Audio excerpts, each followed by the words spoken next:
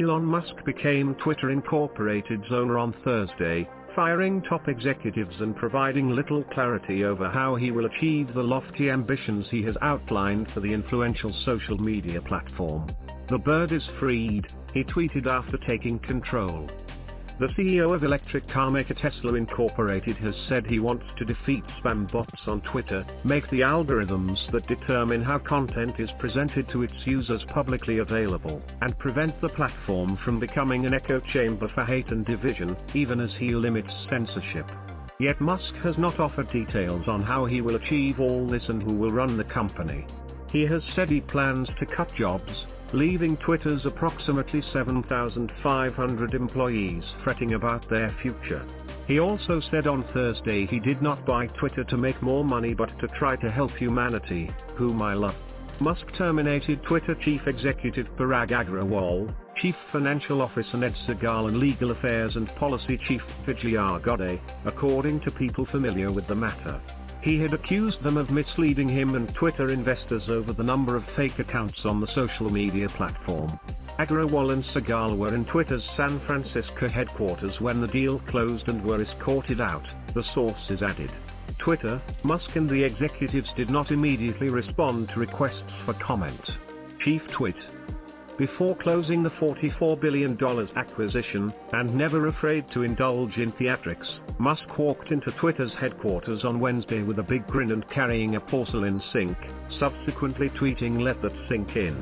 He changed his description in his Twitter profile to Chief Twit. He also tried to calm fears among employees that major layoffs are coming and assured advertisers that his past criticism of Twitter's content moderation rules would not harm its appeal. Twitter obviously cannot become a free-for-all hellscape, where anything can be said with no consequences," Musk said in an open letter to advertisers on Thursday. Musk has indicated he sees Twitter as a foundation for creating a super app that offers everything from money transfers to shopping and ride-hailing. "The long-term potential for Twitter in my view is an order of magnitude greater than its current value," Musk said on Tesla's call with analysts on October 19. But Twitter is struggling to engage its most active users who are vital to the business. These heavy tweeters account for less than 10% of monthly overall users but generate 90% of all tweets and half of global revenue. Musk also said in May he would reverse the ban on Donald Trump, who was removed after the attack on the U.S. Capitol, although the former U.S. president has said he won't return to the platform. He has instead launched his own social media app, Truth Social. A representative for Trump did not immediately respond to a Reuters request for comment. A saga. The deal is the culmination of a remarkable saga, full of twists and turns, that sowed doubt over whether Musk would complete the deal. It began on April 4, when Musk disclosed a 9.2% stake in the company, making him its largest shareholder.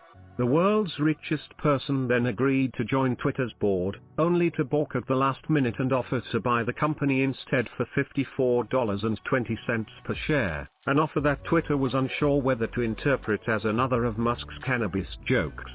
Musk's offer was real, and over the course of just one weekend later in April, the two sides reached a deal at the price he suggested. This happened without Musk carrying out any due diligence on the company's confidential information, as is customary in an acquisition. In the weeks that followed, Musk had second thoughts. He complained publicly that he believed Twitter's spam accounts were significantly higher than Twitter's estimate, published in regulatory filings, of less than 5% of its monetizable daily active users. His lawyers then accused Twitter of not complying with his requests for information on the subject. The acrimony resulted in Musk giving notice to Twitter on July 8 that he was terminating their deal on the grounds that Twitter misled him about the bots and did not cooperate with him. 4 days later, Twitter sued Musk in Delaware, where the company is incorporated, to force him to complete the deal.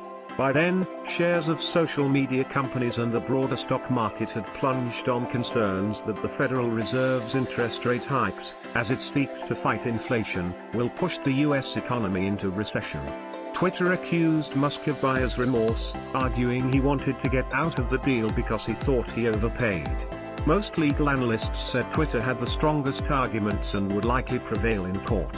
Their view did not change even after Twitter's former security chief Peter Zatko stepped forward as a whistleblower in August to allege that the company failed to disclose weaknesses in its security and data privacy. On October 4, just as Musk was set to be deposed by Twitter's lawyers ahead of the start of their trial later in the month, he performed another U-turn and offered to complete the deal as promised. He managed to do that, just one day ahead of an October 28 deadline given by the Delaware judge to avoid going to trial. Twitter shares ended trade on Thursday in New York up 0.3% at $53.86, a small discount to the $54.20 per share deal price. The stock will be delisted from the New York Stock Exchange on Friday.